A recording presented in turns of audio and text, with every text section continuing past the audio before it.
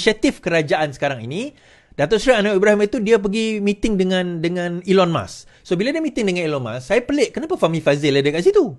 Apa kena-mengena Fahmi Fadzil dengan Elon Musk? Elon Musk jual kereta. So rupanya Elon Musk ada satu sistem. Saya nak bawa satu topik baru berkenaan dengan connectivity. Satu benda yang kita belajar dalam COVID hari itu adalah di mana daripada segi connectivity kita memang teruk, internet kita memang teruk. Bila COVID berlaku baru kita tahu sebenarnya banyak benda yang kita kata internet kita bagus sebagainya sebenarnya tak bagus. Saya bagi contoh, Sarawak pada tahun 2018 setelah kalah Kerajaan Negeri Sarawak, GPS jadi pembangkang pada waktu itu, Kerajaan Sarawak membelanjakan 1 bilion untuk digital ekonomi. I think the next year pun dia belanja 1 bilion. Dia 2019-2020 dia berbelanja hampir 2 bilion untuk digital ekonomi. Nah, bila dia berbelanja itu, rakyat ingatkan, okeylah dah settle lah masalah internet kan. Rupanya bila PKP hit, baru rakyat realise bahawa sebenarnya tak settle pun masalah internet dan connectivity di Sarawak terutamanya.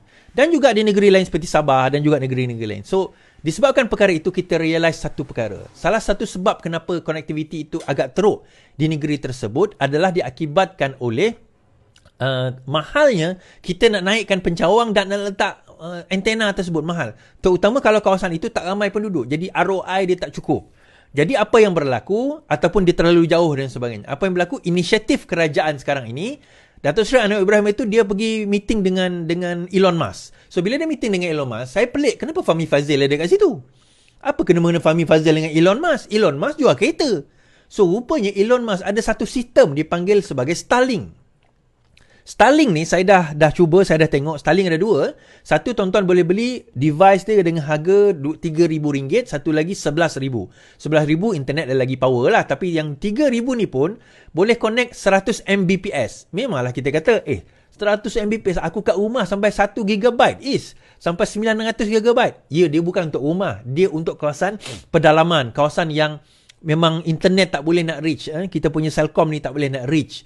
Itu tujuan dia. Dan kerajaan telah beli 20 Starlink untuk ditempatkan di kawasan yang internet bermasalah. Tetapi bukan permanent.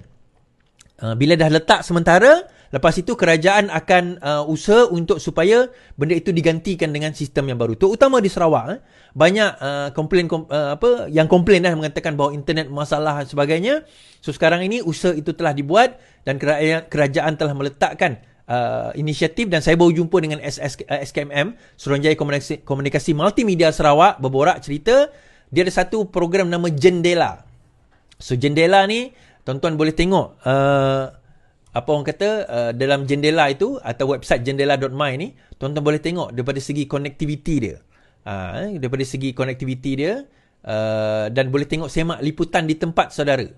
Ada satu lagi apps yang saya download. Kejap, saya download apps tu. Tajuk apps tu, title apps Open Signal.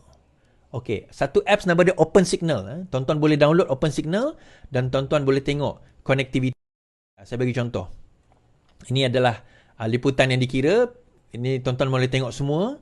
So katakanlah saya nak cari tempat saya, katakanlah tempat saya Petrajaya, Kuching, Sarawak. Okey, saya nak cari tempat saya Petrajaya, Kuching, Sarawak. So dekat situ dia akan bagi mapping. So, dia akan bagi mapping. So, kita akan tengok connectivity dia. So, daripada segi connectivity tersebut, Celcom okey, U-Mobile tak berapa okey. Tuan-tuan tengok. Perkhidmatan selular, Celcom okey, Digi okey, Maxis okey, U-Mobile tak okey, Unify Mobile okey. Kemudian, semua ini 4G, Yes, dia ada 5G. So, sekarang ni Yes ada 5G. MITV ada, jumlah TM Celcom, so semua dia akan bagi connectivity di kawasan tersebut. Ini di kawasan sini. So, kita boleh pergi ke kawasan yang contoh kampung saya, Kampung Semariang. Sembarang Batu kita katakan. Alright. So kita boleh pergi ke kawasan ini. Okay, ini Kampung Sembarang Batu. Lorong Bentara 1. Ini bukan kampung saya. Lorong 2 sebenarnya.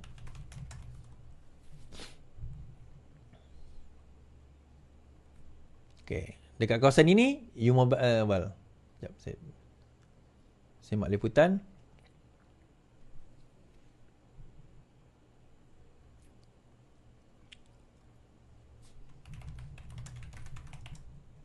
Kampung Sembarang Batu, Kuching, Sarawak. So dekat sini kita boleh tengok connectivity dia, liputan servis. U-Mobile masih tak ada, 5G tak ada, tapi Yes 5G ada. Dekat kawasan ini.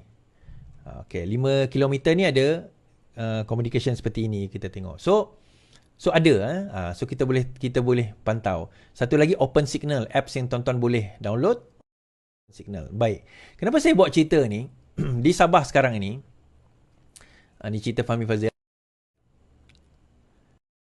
beri manfaat kepada 500 penduduk Kampung Langsat. Pemasangan peranti Starlink di Kampung Langsat Ranau mampu memberi manfaat kepada 500 penduduk dengan memberi akses internet berkelajuan tinggi lebih 200 Mbps, kata Menteri Komunikasi.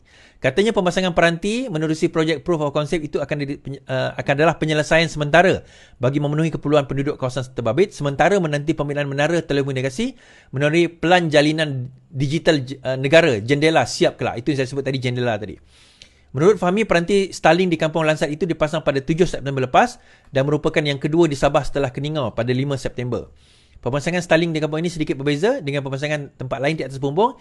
Di sini dia di bahagian bangunan bagi memastikan pemasangan kukuh, katanya. Mengulas mengenai menara telekomunikasi Kampung Langsat, Fahmi berkata pembinaannya lewat daripada jadual asal dan pihaknya sedang berusaha memastikan menara itu siap dalam tempoh terdekat bagi memenuhi keperluan rakyat di kawasan itu. Esok saya ada pertemuan dengan Ketua Menteri, kita bincang juga perkara ini dan usaha kita penuhi keperluan telekomunikasi Sabah dengan kerajaan negeri, katanya. Now, ni saya Sabah dan juga orang Sarawak.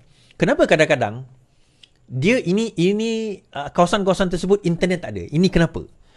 Sebenarnya, untuk makluman orang Sabah dan Sarawak, bila melibatkan telekomunikasi, selain daripada air, selain daripada elektrik, telekomunikasi juga autonomi kepada Sabah dan Sarawak. Mungkin tak 100%, tetapi tanah dan ada setengah-setengah syarikat itu adalah syarikat milik kerajaan negeri atau at least JLC untuk kerajaan negeri tersebut. Jadi, apa yang federal boleh bantu hanyalah memastikan atau membantu erti kata menyalurkan rangkaian kepada kawasan-kawasan tersebut. Sebab itu di Sarawak ada kawasan yang ada tower tapi tak ada disk. Dia ada tower tapi tak ada dia punya kuali dia. Tak ada. Sebab apa? Sebab masalah ini. Sebab kawasan-kawasan tersebut dikuasai oleh kerajaan negeri. Dan kerajaan negeri yang kena memain peranan. Dia berbeza dengan Semenanjung, tuan-tuan. Kalau tempat tu tak ada penduduk, federal boleh immediately take over dan laksanakan. Tetapi di Sabah dan Sarawak, mereka nak autonomi. Okay, tak ada masalah. Cerita autonomi ni panjang kalau saya nak cerita. Baru-baru ni Sarawak pula, Sabah pun nak minta autonomi pendidikan. Dia kata supaya infrastruktur sekolah itu boleh kami perbaiki. Yalah, nak perbaiki infrastruktur sekolah, infrastruktur kampung pun banyak yang tak perbaiki lagi kan. Yang tu kena tengok dulu. Kan? Lepas tu nak pergi ambil pula sekolah daripada federal. Aduh, entahlah tuan-tuan.